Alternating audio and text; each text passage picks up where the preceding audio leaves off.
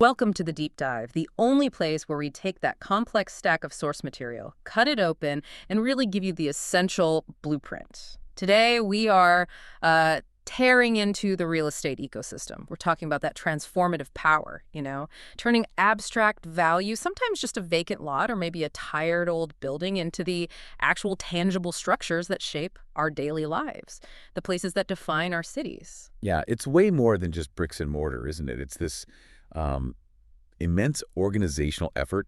We're not just chatting about how you buy a house here. We're digging into how an entire environment gets created. This deep dive, it's really focused on synthesizing the big picture stuff, the high-level strategies, the sophisticated financing structures, Right. the crucial historical and urban context that you just can't ignore, and also that fundamental psychology, what actually drives demand.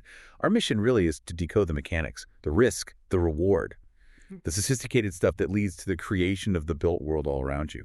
And, before we jump into the heavy lifting, the financing, actual development, we got to set the stage. We need to talk about the investor mindset that's just essential for success in this field. We often focus on quick returns, right? But real estate success, it's a lot like self-improvement, actually. It relies almost entirely on that powerful, quiet force, consistency and compound interest. It's the multiplier effect. It really is. The sources hammer this home. The effects of good habits, disciplined investment, they multiply over time. Hmm. Often, you only really see it looking back. Think about it. If you manage to get just 1% better every single day, maybe a negotiation, maybe property management, market analysis, whatever the results you get are, well, they're geometrically amplified. 37 times better over a year. I mean, that's massive. Hmm. But it's a concept that often gets lost in the day-to-day grind, right? The landlording headaches, the development snags. It does, because the initial growth feels almost invisible. In real estate, what this means is that the true striking value of patient long-term investment, it often only becomes, as the source says, strikingly apparent when you look back 5, 10, maybe 20 years later.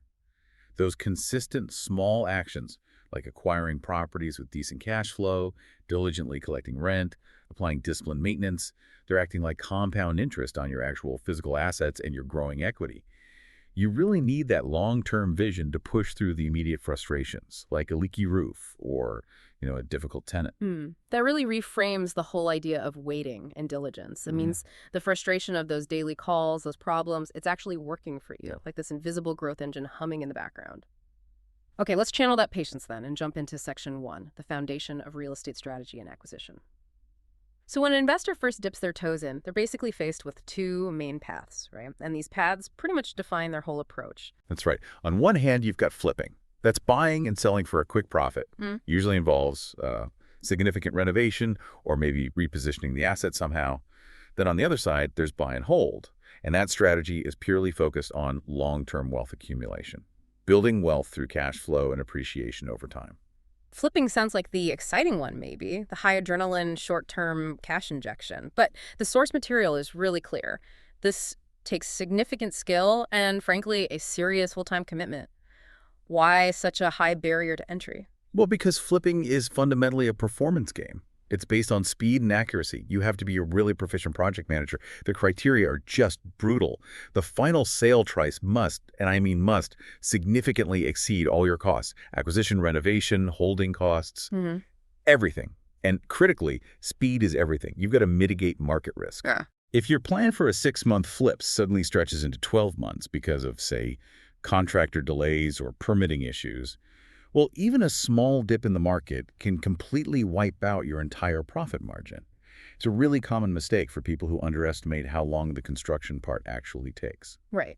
Conversely, then, the buy and hold strategy, it seems much more forgiving because it lines up with that long-term compound interest idea we just talked about. Oh, absolutely.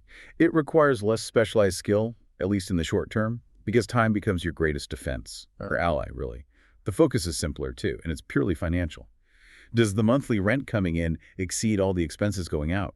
If you buy and hold a property that cash flows even just a little and you hold it long enough in a generally decent location, well, the combination of built-up equity, appreciation, and paying down the debt will, statistically speaking, yield a significant profit. Okay, so that brings us neatly to the core mechanism, the thing that makes real estate such a powerful wealth-building engine compared to, say, stocks or bonds: leverage. Leverage is the accelerator, no question. It's really the defining feature of real estate investment. I mean, think about it. You can control $1 million asset with potentially only 20% down, maybe even less sometimes. You get a bank loan for the rest. And what that means is, as you make those monthly payments, you're watching your equity grow across the entire value of the asset, not just on your initial small investment. The whole financial system, the tax system, the legal system, it's fundamentally structured to reward property owners who understand this and know how to seize that advantage. But getting that loan means taking on debt. And our sources touch on that classic investor anxiety, don't they? How do you manage to sleep soundly at night when you owe, say, $1 million? Right, it sounds terrifying on the surface. But the key is context. The distinction between good debt and bad debt is absolutely critical here. An investor can sleep perfectly well owing $1 million, maybe that's spread across 10, $100,000 houses, or maybe it's on one big multifamily property because they've structured the deal so the debt is ultimately repayable by the asset itself. Ideally, that debt is being serviced by your tenants, which means you bought the property wisely and you financed it wisely. If you bought it right and the property cash flows, then that debt isn't a burden, it's actually an asset-generating mechanism. And the cost of that debt, the interest rate, it often differs depending on who's borrowing, right? Which is a key factor in calculating profitability. Precisely. Owner-occupants people buying their primary home, they're seen as lower risk by lenders, so they generally get the most favorable interest rates. Our sources mention ranges like 5.5 to 6.5% maybe. Investors, on the other hand, represent a higher theoretical credit risk, right? Sure. Because the property isn't their main shelter. So they face rates that are substantially higher, often in the range of, say, 6.75 to 7.5%, maybe even more depending on the market. And that difference, compounded over 30 years and across multiple properties, it matters hugely to the bottom line. Yeah, I can see that. Now, on the funding side, investors often need to move fast to close a deal, especially for those discounted opportunities like, say, foreclosure options where the bank just wants cash, like yesterday. Where do they typically raise that short-term capital? They tap into existing financial resources, and they do it quickly. Yeah. This could mean using home equity lines of credit, HELOCs, or taking cash advances on credit cards, though that's usually expensive. Borrowing against other assets is common too, like a margin loan on a stock portfolio. More established, well-capitalized investors. They often maintain large liquid cash balances, maybe in money market funds, or they have pre-approved lines of personal or business credit, specifically set aside for exactly these kinds of fast, time-sensitive acquisition opportunities. Okay, makes sense. So moving into the acquisition process itself, how do the pros consistently find good deals? And what are some of the specific negotiation tactics that actually work? Well, they rely heavily on specific market intelligence. Professional realtors, the ones who are constantly tracking sales data, they can pinpoint the fastest selling price range in any given area. Often that's starter homes, or maybe properties just one step above the median price. That's where the demand is typically highest, liquidity is best, and crucially, resale is easiest down the line. I know a lot of people hear the term wholesaling and they immediately think of something a bit shady, maybe unethical practices, but the source material actually gives a surprisingly nuanced take on its function. Yeah, it reframes wholesaling quite a bit. Instead of seeing it as, stealing property cheap, the best wholesalers position themselves differently. They position themselves fundamentally as experts in solving a homeowner's problem. Maybe the owner is in distress, maybe it's a probate situation, or maybe they just need speed that the traditional market can't offer. The wholesaler provides a solution for a fee. So the key is really transactional problem solving. Now look, the ethical tightrope is always there, absolutely. But the function is to provide a viable option when the conventional market is just too slow or too complex for that seller's specific situation. Interesting. And when it comes to the actual negotiation, the psychology is fascinating. It sounds like it's often not just about the highest dollar offer, especially if the seller is distressed. Not at all. Sellers are human, right? And the sources say they give better deals to buyers. They feel a positive connection with buyers they genuinely like. If you're dealing with a distressed seller, someone under real personal pressure, you have to actively avoid aggressive tactics. Things like take it or leave it ultimatums. They're seen as tactless, amateurish even, and they wound the seller's ego. And what happens? In a bid to protect their self-esteem, the seller will often spite the aggressive buyer. They'll favor another buyer, even if that second offer is objectively less attractive financially. Tact and respect genuinely win over aggression in those crucial moments. So tact is actually a financial strategy here. That's interesting. And on the logistics side, protecting that initial earnest money deposit, that's vital for the buyer, isn't it? Oh, it's a cardinal rule. Never, ever, under any circumstances, give the earnest money deposit directly to the seller. No way. The check must always be made out to and held by a neutral third party. Usually that's the attorney or the title company handling the closing. And often, a check for something like $1,000 is typically enough to show you're serious and, crucially, protect the buyer's funds from being misused. Right. Okay, finally, in this section, the home inspection. It's often seen as maybe another chance to negotiate, but the sources seem to caution against risking a really great deal over small stuff. Yeah, the inspection should really be viewed as an insurance policy. It's insurance against catastrophic, previously undisclosed issues. Think major foundation problems, bad roof, serious mold. It's not meant to be a petty negotiation lever for every little thing. If you've already negotiated a fantastic price, you risk looking foolish, frankly, if you nickel and dime the seller over minor repairs and potentially blow up the whole transaction. You only really leverage the inspection report to negotiate further concessions if the findings make the core deal unsafe or, render it unprofitable. If you start insisting on small cosmetic repairs, the seller might just tell you to walk and sell it to their backup offer for more money. That really is the difference between a disciplined investor and maybe a more emotional one. Okay, we've successfully broken down the sort of internal mechanics of the deal itself. But of course, these properties, they don't just appear out of thin air, do they? They're all products of history, policy, design. Let's shift our lens now to Section 2, shaping the urban canvas history, planning, and context. Yeah, this section really pulls back the curtain on those immense, often invisible, and deeply cultural forces that are always at work.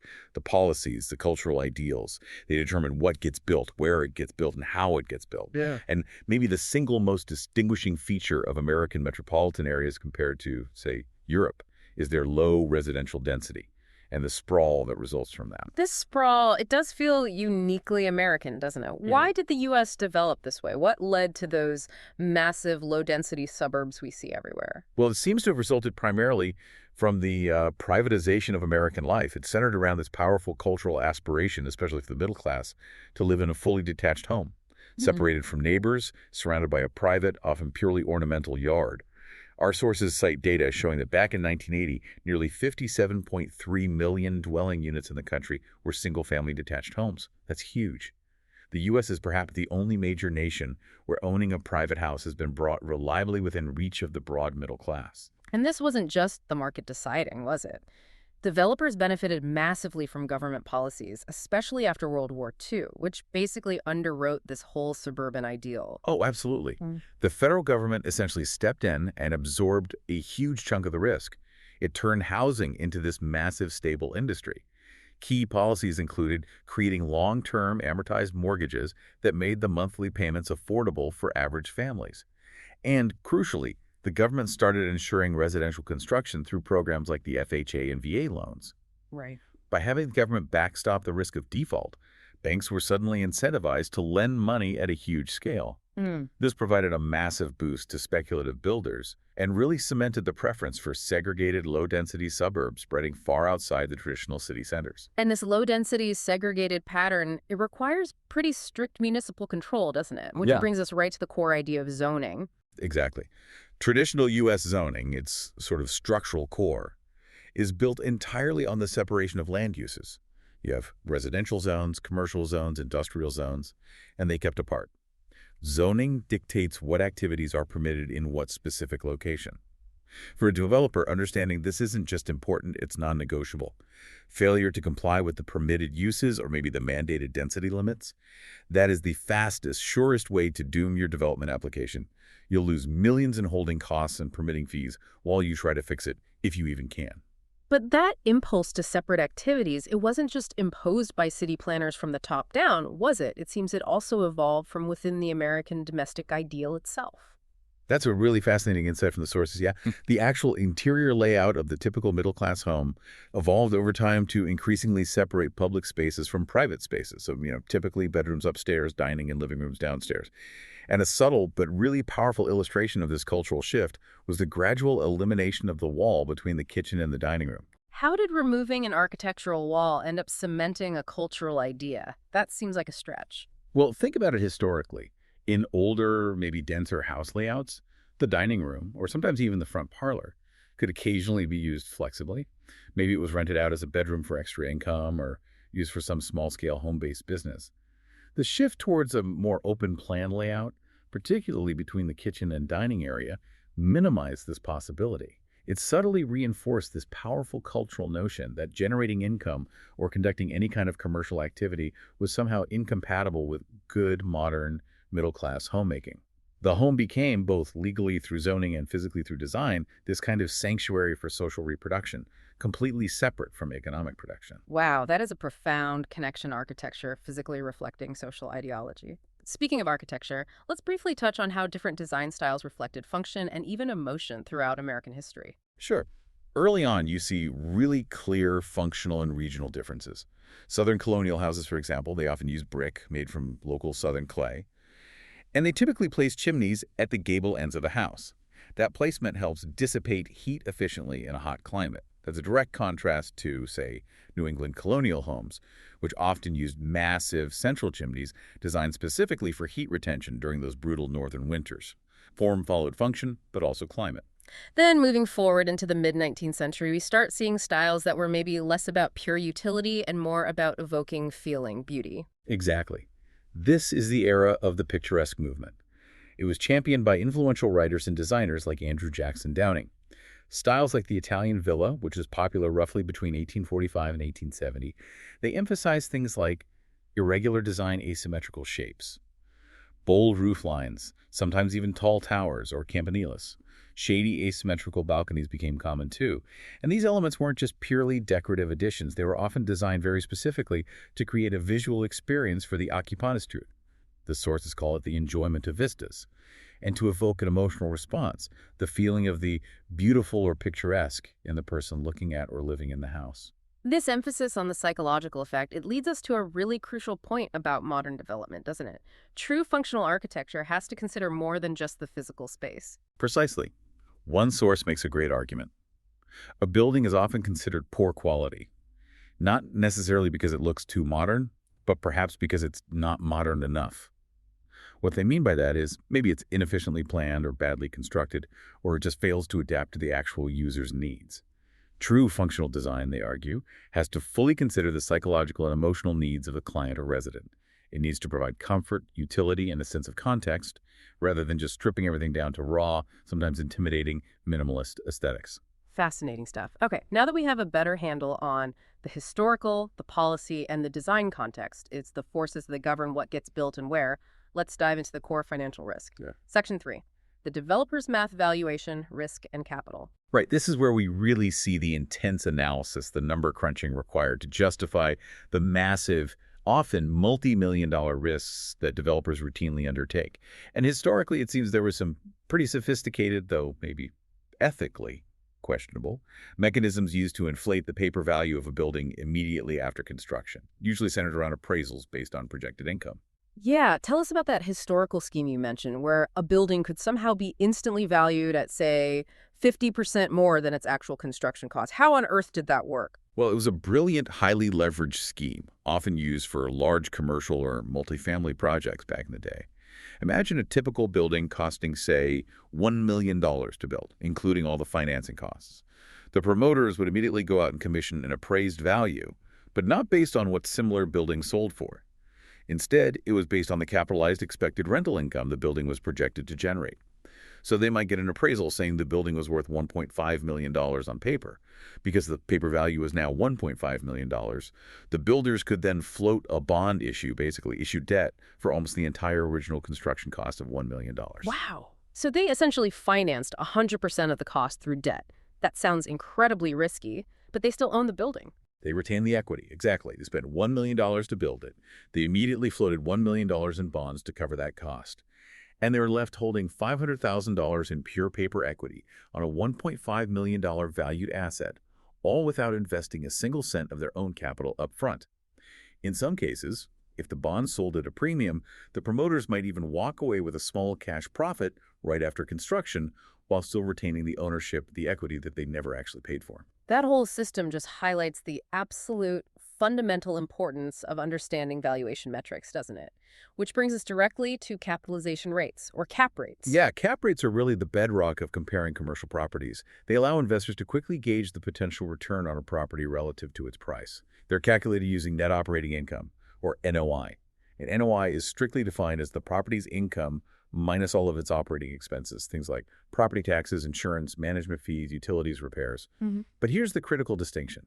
NOI explicitly excludes debt service, the mortgage payments. Okay, wait. Why exclude debt service? If I have a mortgage on the property, that's a very real monthly cost. Why leave it out? It is a real cost to the owner, absolutely, but it's excluded from the NOI calculation precisely because different properties can be financed completely differently. Imagine two identical buildings side by side. One might be 80% leveraged with a big mortgage. The one next door might be owned 100% free and clear, no debt at all. By excluding the debt service from NOI, you can compare those two properties on a purely unleveraged operational basis. It lets you determine their inherent value relative to their income stream, regardless of how the current owner chose to finance it. And remember, cap rates move inversely to price. If market prices for properties are rising, cap rates generally fall, assuming the income stream stays roughly the same.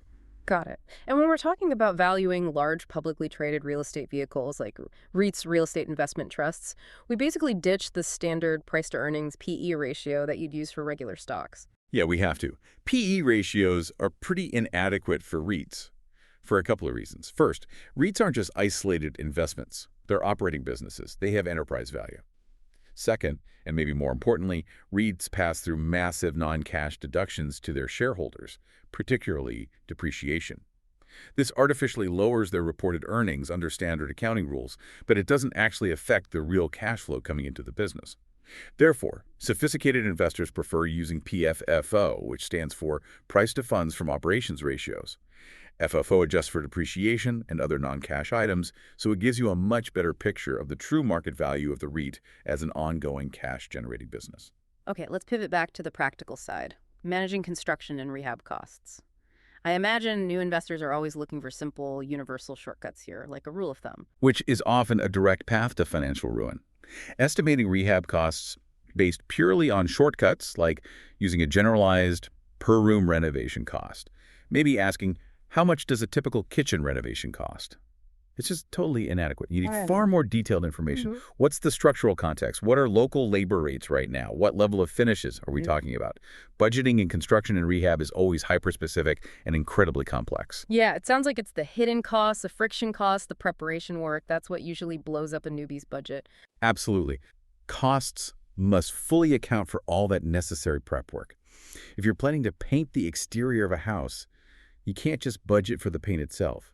You have to factor in pressure washing, scraping off all the old peeling paint, maybe sanding, definitely caulking every single joint and window frame.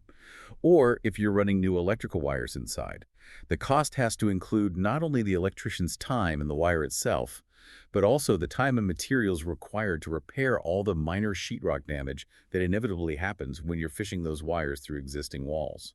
These little friction factors, they accumulate incredibly quickly. They can easily turn into five-figure surprises if you overlook them in your initial budget. Controlling these costs is described in the sources as very, very important. What's one clever technique investors can use to try and maximize savings when they're dealing with contractors? It often comes down to controlling the supply chain. One smart tactic investors should always try is asking a new contractor, right up front, if they get a bulk discount at the major DIY stores like Home Depot or Lowe's. If the contractor says yes, which they often do, the investor should then arrange to purchase all the materials under the contractor's account name, using that 10% or 15% discount themselves. This maximizes the savings and helps ensure the investor is paying closer to the true wholesale material cost. Multiply that saving over several projects, and it creates a massive compounded effect on your bottom line. That's a great tip. Okay, moving up to higher level financing now. Syndications. These allow investors to pool their resources for really large-scale development projects, things that would be impossible for most individuals to finance on their own.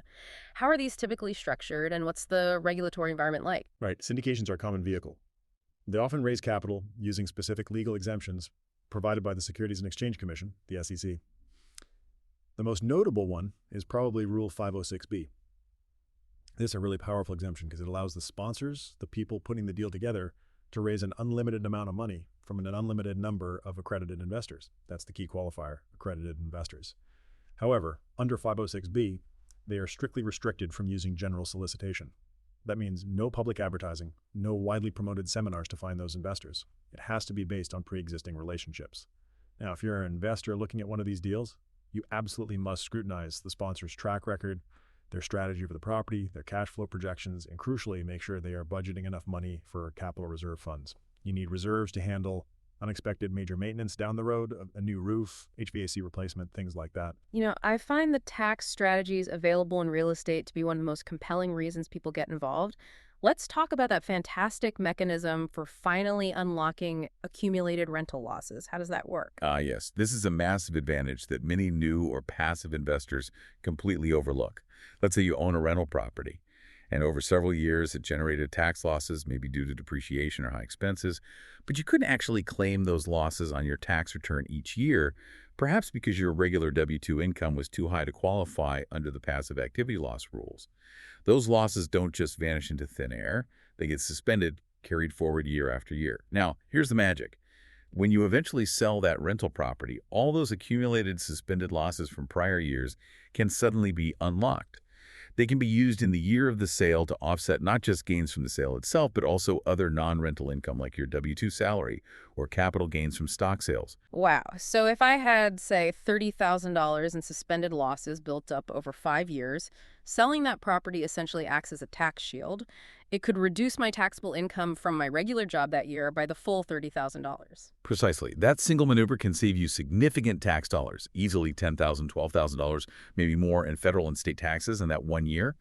And this benefit applies even if you don't qualify as a real estate professional under the IRS definitions. It's a powerful exit strategy benefit built into the tax code. That's huge. And then, of course, there is the legendary 1031 exchange, the great deferral mechanism that lets investors kick the capital gains tax can down the road, sometimes indefinitely. Right? The 1031 exchange is famous for a reason. It allows an investor to defer paying capital gains tax entirely when they sell an investment property if they reinvest the proceeds into another like-kind investment property of equal or greater value within certain very strict time constraints. You have to identify the replacement property quickly and close on it within 180 days. Now, swapping one single-family rental for another, that's pretty common. But the sources also discuss a much more advanced and, frankly, rarely used method for handling 131 exchanges within syndicated investments. It's called a drop and swap. Okay, that sounds extremely complicated. It probably involves multiple parties, changing legal structures. Well, it's definitely high-level tax law. Requires sophisticated legal counsel. But the mechanics are fascinating. Essentially, it involves the investors in the syndication first taking their ownership interests, which are usually held as shares in an LLC, and converting the LLC interest into direct fractional ownership in the underlying real property itself. They become tenants in common, or TICs. This conversion has to happen before the property is sold. By converting to TIC status, those individual investors are now legally considered direct owners of real estate, and that allows them to individually use the 1031 exchange process to defer their personal capital gains taxes by identifying and buying their own separate replacement properties. It really demonstrates the high level of complexity and legal sophistication needed at the very top tier of real estate investment. That truly underscores the idea that it's organized and intelligently directed knowledge, not just having capital, that really defines success in this field. Okay, finally, let's wrap things up with Section 4, the final sale marketing and presentation. Once the building is built or rehabbed and the financial structure is stable, you still need to execute a successful exit, right? You have to sell it. Absolutely. And selling a property, whether it's a flip starter home or a unit in a brand new luxury condo tower, it's fundamentally an emotional transaction. The sources really emphasize this. They argue the whole cycle of sale proves that shopping, at its core, is driven by fulfilling a want. It's an emotional process, not just satisfying a practical need like basic shelter. I mean, if buying a home were only about need, the whole process would take minutes, maybe hours, not weeks or months of searching and agonizing. Okay, so if it's about emotion, how does a developer or their agent actually connect with that emotional want in a potential buyer? They do it by using narrative, by telling a story, and by positioning themselves correctly in that story. The sources suggest the most effective businesses, including developers and agents, increase customer engagement, not by boasting about themselves, but by positioning themselves as the guide who helps the customer achieve their heroic role in a larger story. This radically changes the whole communication strategy. You shift the focus away from just listing the features of the property, square footage, number of bathrooms, and instead, you start describing how this specific property enables the customer's desired transformation, how it helps them achieve their future identity, the life they aspire to. And making sure that message actually lands, that it gets through all the noise, it requires almost excessive reinforcement, doesn't it? It really does. You need a simple, crystal clear one-liner, just a concise explanation of the brand or the specific offering, the core benefit. But the critical element is repetition. That one-liner needs to be hammered home until it feels, as the source says, borderline excessive. It needs to be everywhere on the website, in email drip campaigns, on social media posts, in brochures. Why? Because customers today are just drowning in information overload. They need multiple opportunities, multiple touch points to actually hear and internalize the core message and understand the unique benefit you're offering them. And probably the ultimate tool for selling that emotional vision, that dream of a new life in the property, is professional home staging. What are the key strategies there for maximizing a home's emotional appeal? All right, staging is crucial. First and foremost, you absolutely must create visual space and a sense of restfulness. That almost always means aggressive decluttering. Removing excessive furniture, maybe those bulky clothing racks, huge armoires that dominate a room, unnecessary filing cabinets cluttering an office space. Doing this makes the areas feel visually restful, calmer. And it allows the actual architecture of the home, the bones of the place, to finally stand out and breathe. Then once you have that clean slate, you populate it with these aspirational little stories, right? Exactly. We call them vignettes that charm. Good staging involves setting up these small, carefully curated scenes or stories in different spaces. The goal is to help buyers literally dream about the life they could live in that home. Think about specific examples. Maybe a sun-filled corner staged as a perfect baby's room, an outdoor deck set up with a grill and chairs ready for summer entertaining, or maybe a cozy leather reading chair placed near a window with a copy of the Financial Times laid open on the armrest. You're not just selling rooms, you're selling a future identity, a specific lifestyle narrative. And color plays a massive, often subconscious role in setting that mood and creating that emotional vision, doesn't it? Oh, hugely. Color choices in staging are very strategic. Blue, for instance, is considered the coolest color on the palette. It tends to soothe, replenish, make people feel tranquil. That makes it an excellent, confident choice for bedrooms or living rooms, spaces where you want relaxation. Green often conveys refreshment, healing, a connection to nature, so it works really well as an accent color, maybe in kitchens or bathrooms. But one crucial staging rule mentioned is to generally avoid combining red and green directly next to each other. They often create a kind of visual conflict or discord, which can unconsciously disrupt the buyer's sense of calm and harmony in the space. Interesting detail. And finally, the furniture arrangement itself needs careful management, right, to avoid visual dissonance or distraction. Absolutely. Yeah. You have to ensure visual balance and proportion in each room.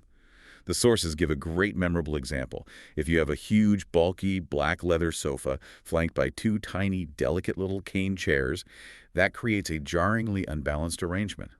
One source hilariously terms this a gorilla walking two greyhounds. Haha. You have to correct that imbalance, usually by removing the disproportionate pieces. The goal is to make sure every piece of furniture feels intentional, harmonious, and scaled correctly within the space. Okay, let's end by looking at the ultimate sales mechanism, the listing agent. According to the sources, where do the most productive agents really focus their energy, and what separates them from the pack? The top producers focus relentlessly on listing property, getting new listings. A regular, consistent diet of new listings is described vividly as the engine that drives the train. This constant flow of inventory of properties to sell is what fuels their long-term stability and success. Less productive agents often get caught in this frustrating up and down cycle. They might focus on administrative tasks when business is good, maybe coast a little, but then they only return to the hard, often uncomfortable work of lead generation when their pipeline is already running dry. Top producers never stop listing. And maximizing their efficiency means they have to separate the wheat from the chaff, right? The genuinely motivated buyers and sellers from the tire kickers. Exactly. Top producing agents use specific, almost surgical questions to qualify leads very quickly. They ruthlessly protect their time. For example, they look for red flags. If a buyer tells them they've been actively looking for more than, say, 90 days, the agent needs to dig in and figure out why. Maybe the buyer has completely unreasonable expectations about price or condition. Or maybe, as one source puts it, they simply enjoy the process of kicking foundations. They actually enjoy the hunt, the looking, without having any real intention to commit or buy. A top agent knows their time is far too valuable to waste on unmotivated prospects who are probably never going to close a deal. We've covered an incredible amount of ground today. The entire life cycle of real estate development, from adopting that crucial compounding mindset and understanding the complex mechanics of borrowing millions, through the subtle but profound cultural forces of zoning and architectural history, right down to the intricate math of cap rates and the very human, emotional psychology of the final sale. Creating the built environment we live in is clearly this massive undertaking. It seems rooted in immense organized effort and a significant tolerance for risk. And that really leads us back to the human element we touched on right at the start, doesn't it? The sources noted that the people who actually manage these properties day to day, they need more than just specialized skills. They desperately require basic common sense and rigorous discipline. And we saw how easily that discipline can break down. The sources mentioned mediocre on-site managers who might leave valuable units vacant for weeks, losing thousands in rent just because they're focusing on trivial bureaucratic matters, or maybe they're waiting only for their favorite but slow vendors to do minor repairs. They ignore the immediate, devastating impact of that lost rent on the property's bottom line. So, if success in this incredibly complex, high stakes ecosystem where you've got tax law, construction expertise, negotiation psychology, and historical context all colliding, if it relies so heavily on disciplined habits and meticulously managing all those intricate low level details, what is the single most important asset for a truly successful developer or real estate investor? Is it just having deep pockets? Is it purely capital? Well, the sources actually define power in this context as organized and intelligently directed knowledge.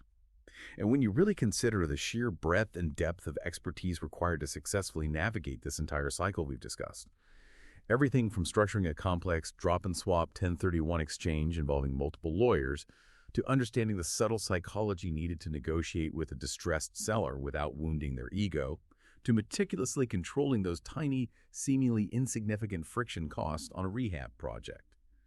It strongly suggests that capital, while obviously necessary, is perhaps merely a tool. The true core asset, the thing that actually multiplies capital and effectively mitigates the immense risk involved, seems to be the sheer capacity for organized and intelligently directed knowledge. That's what allows a developer to accurately identify problems, creatively structure solutions, and then execute those complex plans with unwavering, relentless discipline. That's a really powerful thought to end on. The world we inhabit, the cities and towns we live in, they're shaped, block by block, maybe not just by the wealth of a few, but perhaps more so by the organized knowledge of those who actually dare to build. We definitely encourage you, our listener, to look at the structures around you a little differently now. Consider the visible and, maybe more importantly, the invisible forces everything from arcane zoning laws to deeply ingrained personal habits that have shaped and continue to shape the built world around us all.